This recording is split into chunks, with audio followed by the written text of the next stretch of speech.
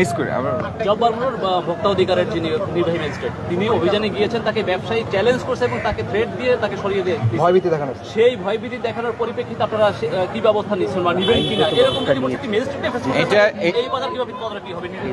এইটার কারণে আমরা আইনগত ব্যবস্থা নিয়েছি, ইতিমধ্যে একটা মামলা রুজু করা হয়েছে এবং আইন তার নিজস্ব গতি অনুসরণ করবে। সারা বাংলাদেশ ছোট জায়গা না, এটা অনেক বৃহৎ জায়গা। আপনি একটা বাজার তদারকি করবেন, এইভাবে ভোক্তা অধিকার কত সংখ্যক আছে এবং এই বাজার নিয়ন্ত্রণ করতে কি পরিমাণ সক্ষমতা দরকার সেটা আপনারা নিবেন কিনা আগামীতে?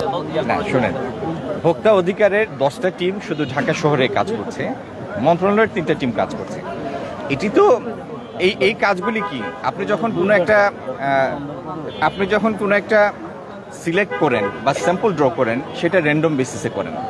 এখন ঢাকা শহরের প্রত্যেকটা বাজার বা প্রত্যেকটা দোকানে সরকারের লোক একসাথে যেতে পারবে না, এটা সম্ভব না, বাস্তব না। এবং বাজার মনিটরিংয়ের উদ্দেশ্যটা